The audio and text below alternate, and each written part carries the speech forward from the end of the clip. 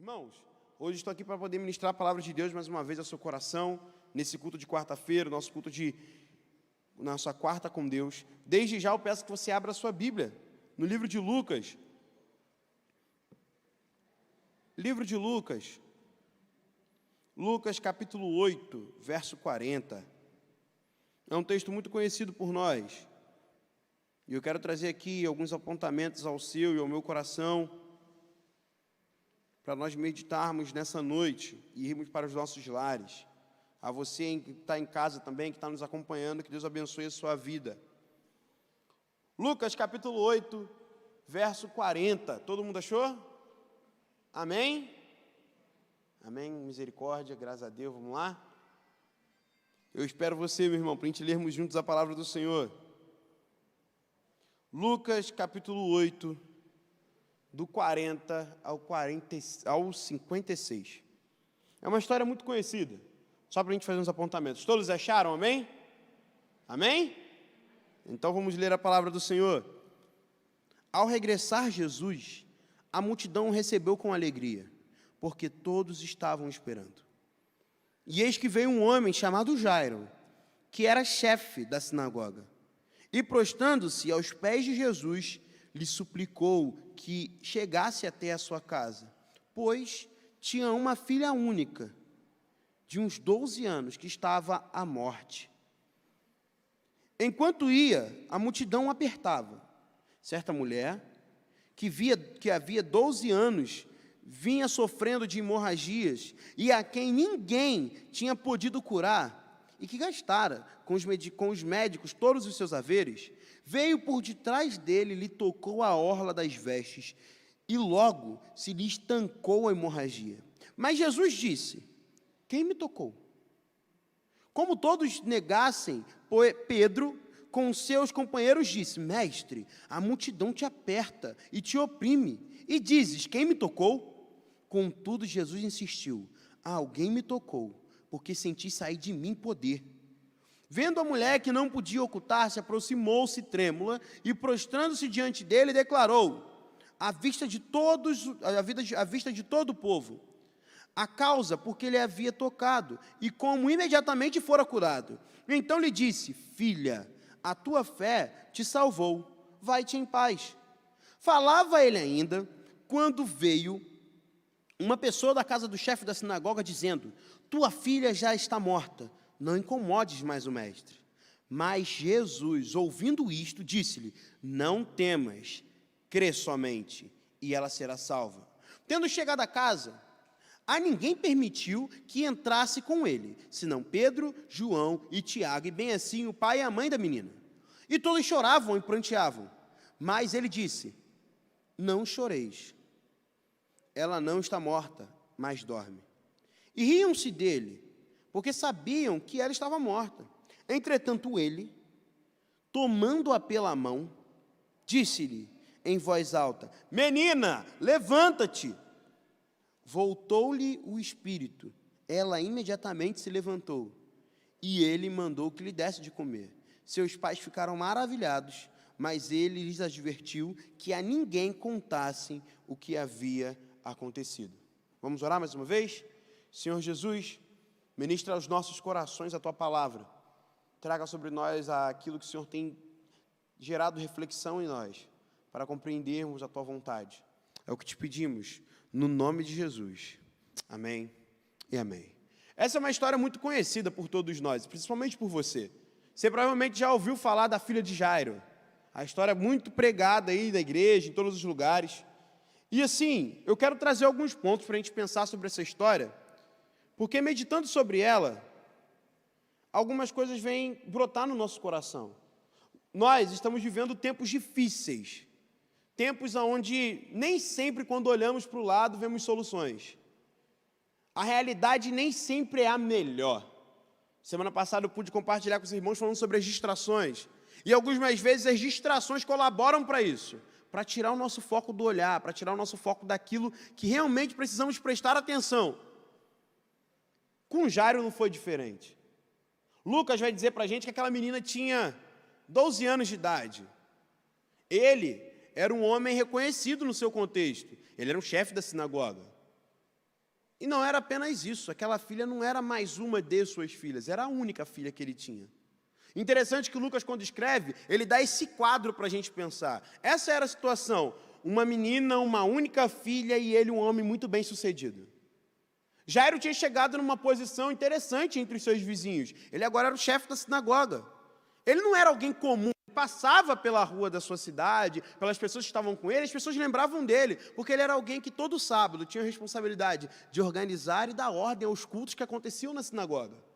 Esse homem agora recebe uma bênção de Deus, porque ele tem uma filha, é uma filha única, é uma menina que tinha por volta dos seus 12 anos, talvez devido à cultura, talvez prometida em casamento, tinha-se muita expectativa, porque era a única, muita coisa se pensava a respeito dela. Só que nesse momento, essa filha única, para esse homem que vivia uma vida toda bela e tranquila, acontece que essa menina fica muito doente, pronta para morrer. Aquilo que parecia ser um ambiente todo feliz, porque tinha expectativa, ele viu ela crescendo, ele viu ela se desenvolvendo. Foi gerado ali, naquela casa, com certeza com muito amor. Esse homem agora se vê numa posição de que ele não pode fazer nada.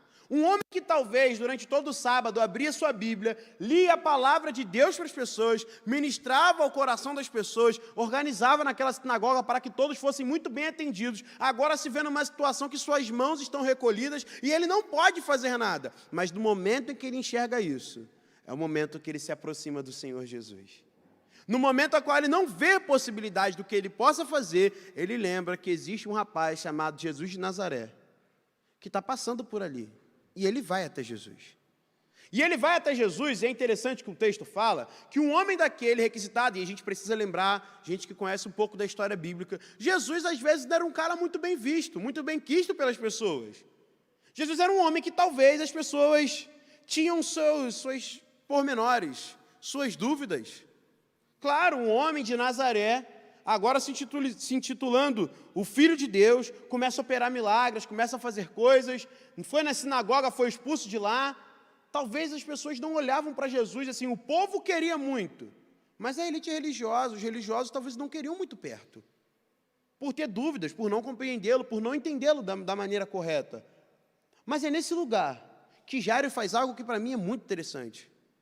Ele não quer saber se Jesus era alguém, ou se tinha alguma rivalidade, ou se o seu grupo é religioso, ou se a sinagoga que ele estava não aceitou naquele dia. Ele não estava querendo saber disso. Ele queria saber que a filha dele precisava ser curada e tocada por alguém que pudesse resolver o problema dele. Então ele vai até Jesus, abrindo mão dos seus status, abrindo mão do seu título de chefe da sinagoga, e Lucas escreve isso repetidas vezes. Lucas tem um momento que ele não fala o nome de Jairo, mas bota chefe da sinagoga, para falar que aquele homem, abrindo mão de quem ele era, da sua reputação, ele vai diante de Jesus, prostra-se diante de Jesus, e clama por ele, pedindo que roga a ele, para que ele vá na casa dele e interceda pela filha dele. Esse homem mostra uma atitude completamente importante para nós. Enquanto eu meditava sobre isso, é que ele vai entender o valor das coisas. Ele valoriza as coisas.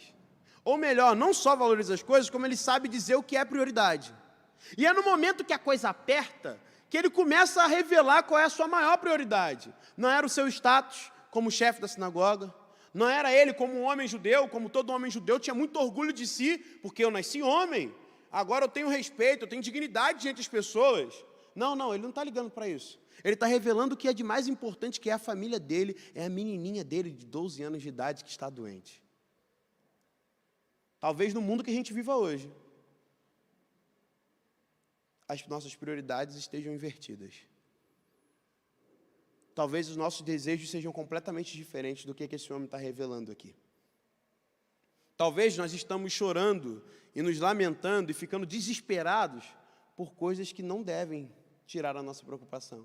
E às vezes aquilo que realmente é importante, aquilo que realmente vale a pena, nós temos ignorado. E Jairo, porque abre mão disso? Ele não está ligando para nada que está acontecendo. Ele sai correndo e vai ter com Jesus.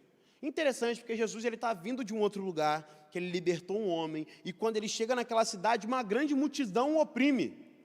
Jairo entra na briga. Ele quer também a atenção de Jesus.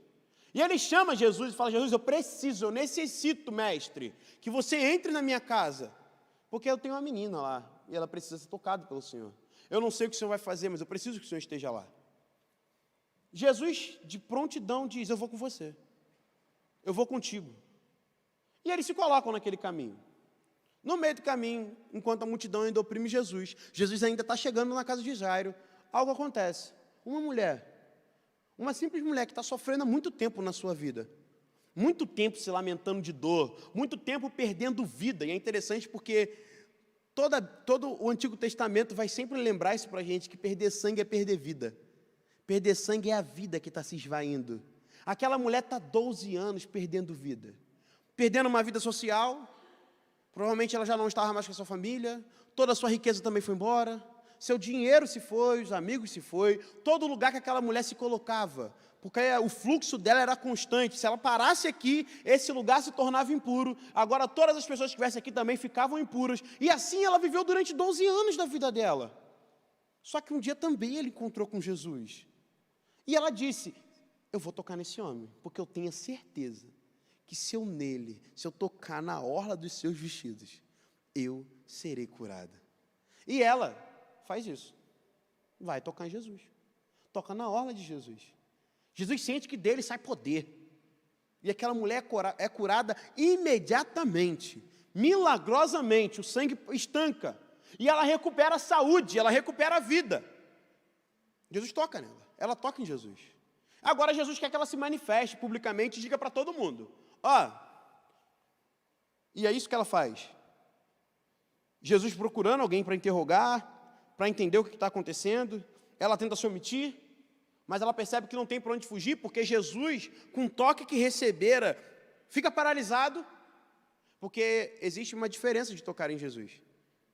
Existia uma multidão que o oprimia, mas existia uma mulher que conseguiu tirar a virtude do Senhor. Não foi ele que botou a mão sobre ela e deu virtude, mas foi ela, com a fé dela, que tocou em Jesus com fé, e a fé e o poder saiu dele. Foi um toque completamente diferente. Jesus estava provando dessa situação. Essa mulher é curada. Eu imagino na cabeça de Jairo. Estou indo para minha casa, tem um problema lá para ser resolvido. No meio do caminho, Jesus já operou um milagre, encontrei a pessoa certa para resolver meus problemas. Como diz um programa antigo da televisão, meus problemas acabaram. Resolvido. Agora encontrei um homem que exatamente, Anderson, vai resolver minha vida. E aí, quando Jairo está com essa expectativa, aparece um abençoado. Eu ia chamar de infeliz, mas eu prefiro chamar de abençoado. O profeta do caos. Olha comigo no texto bíblico aí, se você está me acompanhando. No texto bíblico, no verso 49, olha o que vai dizer para a gente. Falava ele ainda, ou seja, Jesus ainda falava com a mulher do fluxo de sangue, quando veio uma pessoa da casa do chefe da sinagoga dizendo, tua filha já está morta, não incomodes o mestre. Toda a esperança daquele cara vai por água abaixo. A expectativa que ele tinha de que os problemas fossem resolvidos, provavelmente naquele momento, se foi. O sonho dele se foi. Foi embora.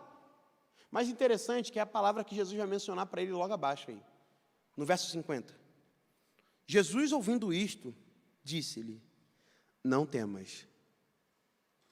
Jesus, ouvindo isto, vira para Jairo e diz, Jairo, não temas. Crê somente. E ela será salva. Jairo, independente da notícia que te deram, crê somente. Independente do laudo médico que te deram, crê somente. Independente se falaram para vocês que você não vai conseguir nada, crê somente, porque se eu disse que vou na sua casa, fica tranquilo, porque eu vou lá. Isso fala que Jesus está lembrando para Jairo o seguinte, confie plenamente em mim. Não confie nas palavras das pessoas, na expectativa das pessoas, no que a situação pode falar para você. Se o Senhor Jesus lhe deu uma ordem, confia plenamente em Jesus. Porque se Jesus falou, vai acontecer. Se Jesus falou, será cumprido. Se Jesus falou, está decretado e acabou, é assim que funciona. O que falta muitas das vezes no nosso coração, meus irmãos, é termos essa confiança. Porque diante das notícias que chegam até nós, diante das coisas que vêm ao nosso coração, nós tememos. E como nós vimos semana passada, o temor é perigoso, porque ele pode alterar a nossa visão da realidade. O medo trava, o medo paralisa, o medo pode roubar de nós a oportunidade de provarmos experiências maravilhosas que o Senhor tem para nós. E Jesus está dizendo para Jairo, Jesus está dizendo para nós hoje aqui, não tema, crê somente. Não tema, confie em mim. Não tema, continue perseverando naquilo que eu já falei para você fazer. Ah, mas o resultado não está aparecendo, não está aparente. Continue confiando. A resposta não veio como você queria. Continue confiando no Senhor. Tem uma personagem de um filme infantil, o nome dela é Dory. E ela vai dizer, sabe uma coisa? Continue a nadar. Continue a nadar. Essa é a ordem de Jesus. Se Ele mandou você ir, continue a nadar. Continue aí naquilo que o Senhor está mandando você fazer, meu irmão.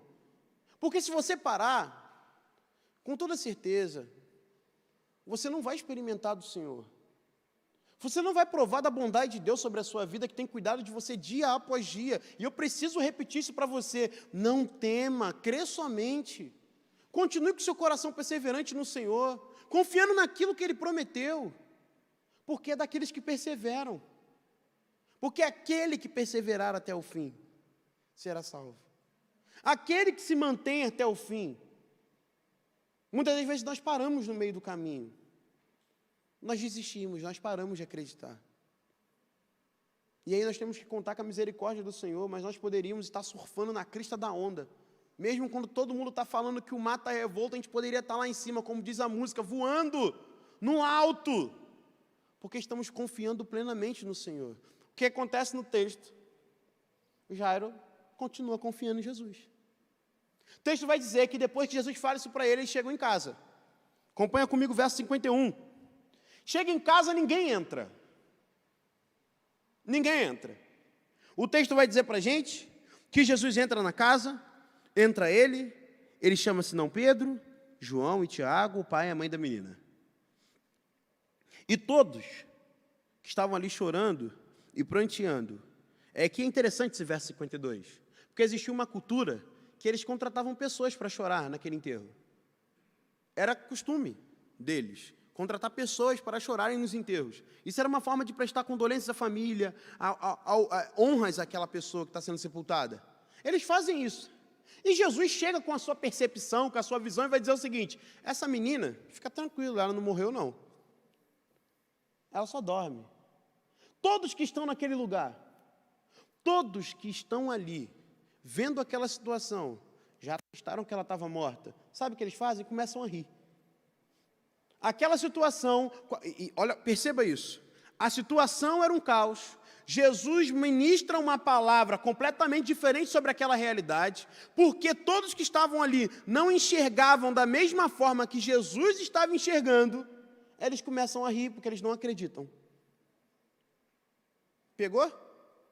Entendeu isso? Há situações que serão assim na nossa vida. O Senhor vai nos mandar fazer coisas, Ele vai nos direcionar, Ele vai pedir coisas de nós, que aos olhos dos outros vai parecer loucura. Que aos olhos daqueles que muitas das vezes estão ao redor, é inacreditável, inadmissível, é contra a lei natural das coisas. Só que lembra que eu disse antes, não temas, crê somente, porque se o nosso Deus falou, Ele vai fazer. Todo mundo é colocado para fora daquela situação. Pedro, Tiago e João entram juntamente com Jesus e o pai da menina e a mãe. O texto fala para a gente que Jesus entra naquele lugar, segura a mão da menina, ele toma ela pela mão. E ele diz, menina, levanta-te. O que a menina faz? Levanta. Porque se Jesus falou que Ele vai fazer, Ele vai fazer. O que Ele exige de nós? A todo tempo. Não tema, crê somente. E é interessante, porque quando você vai pensar sobre nessa questão do crer, nessa questão da fé, do que a palavra de Deus nos ensina, não é só uma coisa de você crer simplesmente com a mente. Não é um crer que envolve simplesmente as suas faculdades mentais, intelectuais. Não é simplesmente você ter uma boa informação sobre a situação. Crer vai muito mais do que isso. Crer é uma convicção que muda e contorna toda a sua vida. Que a partir do momento que você falou que você crê, você tem convicção, e porque você tem convicção, você começa a agir de acordo com aquilo que você acredita. Exemplo claro para a gente? Abra sua Bíblia aí, por favor. Muda o seu texto comigo, rapidamente, segura aí que eu vou voltar lá. Abra sua Bíblia comigo em Hebreus. Hebreus capítulo 11. Estamos já caminhando para o final. Hebreus capítulo 11, a partir do verso 4, vai dizer o seguinte para a gente. Pois pela fé Abel ofereceu a Deus muito mais excelente sacrifício do que Caim. Verso 5, pela fé Enoque foi transladado para não ver a morte. Não foi achado porque Deus o transladara. Verso 8, pela fé Abraão, chamado, obedeceu a fim de ir para um lugar longe. Versículo 11, pela fé também a própria Sara recebeu poder para ser mãe.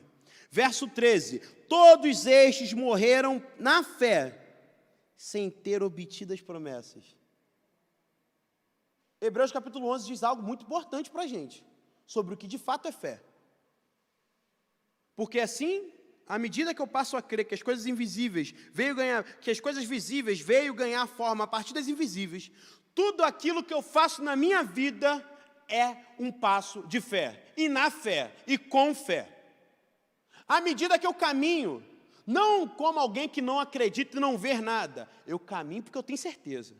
Mas Jesus ainda não fez, o problema é seu, continue caminhando na fé. Mas ainda não aconteceu, continue orando. Ué, quem mandou parar de orar? Mas a certeza ainda não veio, porque a gente precisa ver, né, Enoque? A gente precisa tocar. É, porque você não viu, é porque você ainda não tocou, que o Senhor está chamando você a continuar caminhando pela fé. A viver como se já estivesse pronto. A viver como já estivesse estabelecido. Por que Jairo viveu assim? E aí me permitam voltar no texto para nós concluirmos e irmos para a aplicação prática, que será rápida. Por que Jairo entendeu isso?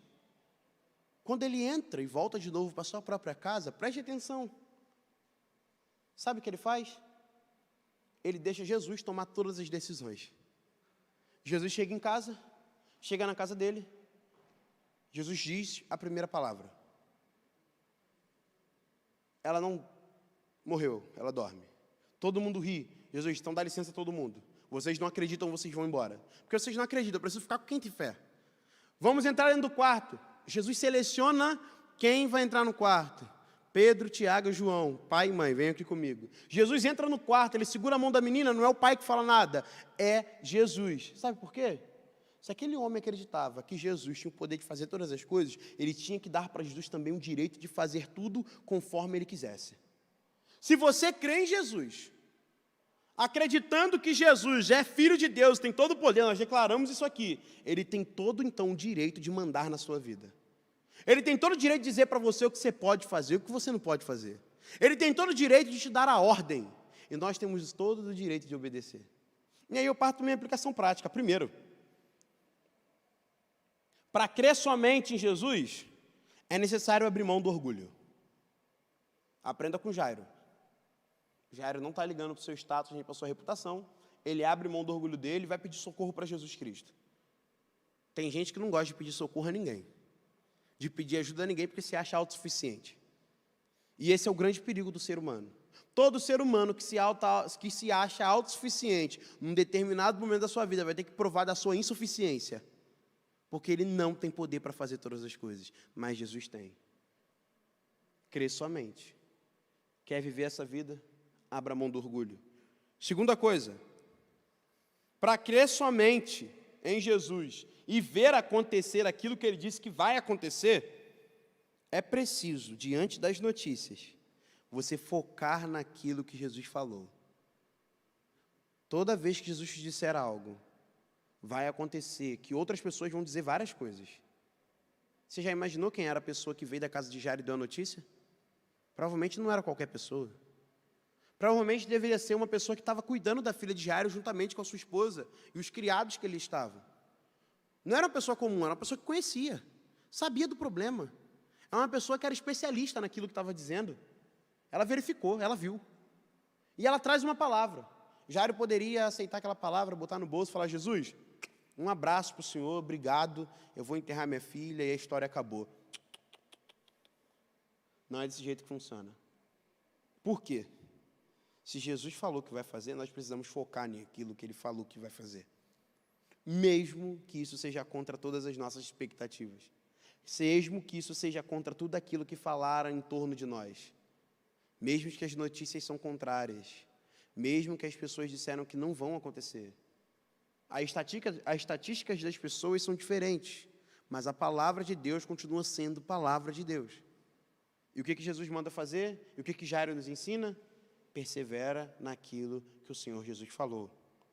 Terceira coisa, crê somente. É necessário se manter firme durante todo o processo. Olha para Jairo. Ele sai de casa com a filha doente, vai até Jesus. No meio do percurso ele vê a situação, uma mulher curada. Depois ele recebe uma notícia ruim. Jesus fala com ele, ele permanece firme, ele continua acreditando, ele segura na mão de Jesus, entra dentro de casa, coloca Jesus dentro do quarto, agora ele entrega a filha dele para Jesus fazer o que tinha que ser feito. Ele não sabia qual era o método de Jesus. Sabe o que isso significa? Que esse cara, Jairo, durante todo o processo, se permaneceu firme. Sabe o que é mais difícil nos nossos dias? Sabe a coisa mais difícil que nós temos hoje? Processo. Aceitar e suportar o processo de Deus na nossa vida. Muitas das vezes, se nós sabotarmos o meio do caminho, se no meio do processo de tudo que está acontecendo, nós quisermos romper o processo e começar do nosso jeito, você pode acreditar que num dado momento da sua vida, você vai se arrepender amargamente, porque era necessário passar pelo processo. Porque o processo forja em nós caráter. O processo forja em nós a nossa fé. O processo nos fortalece. O processo, ele é doloroso, sim, sabe? Porque ele mói a gente. Você entra na moenda. Ela te aperta, ele te estica, ele te dilata, ele te bate, ele te afronta. Mas sabe para que isso? Para te dar resistência. Para deixar você mais forte. Para você entender que não é a sua vontade, mas é a vontade do Senhor. Quantos irmãos nossos não estão provando mais de Deus porque estão abrindo mão do processo de onde Deus os colocou? Rei Davi, ungido enquanto tinha 17 anos, ainda menino. Vive uma vida, no seu momento ali, se tornando um soldado, servindo a Saul, tudo lindo, tudo bonito. Depois, aquele homem que o acolheu, para quem ele podia dedicar suas canções, tocar a harpa e abençoar a vida daquele rei, agora se torna o seu maior inimigo, quer matar ele a todo tempo.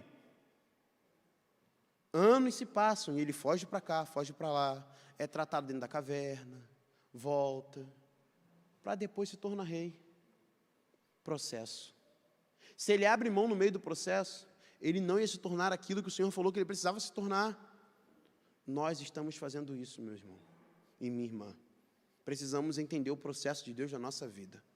Se respeitarmos o processo de Deus, que é o que Ele exige de nós, perseverança, com toda certeza, vamos provar dos milagres e da bênção de Deus sobre nós, amém?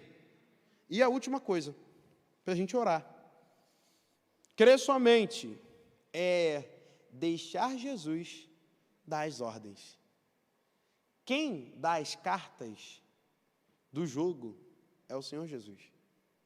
Quem diz o que vai fazer não somos nós, é o Senhor Jesus. Porque talvez você saiba a melhor maneira de fazer aquilo.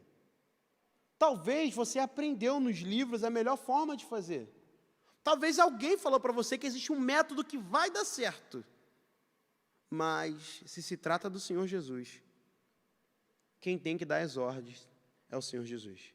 Jairo não chega em casa e fala assim: Jesus, olha só, ao invés de o Senhor pegar na mão, toca nela não, porque já que ela está morta, né? Se o Senhor tocar nela, o Senhor vai ficar impuro.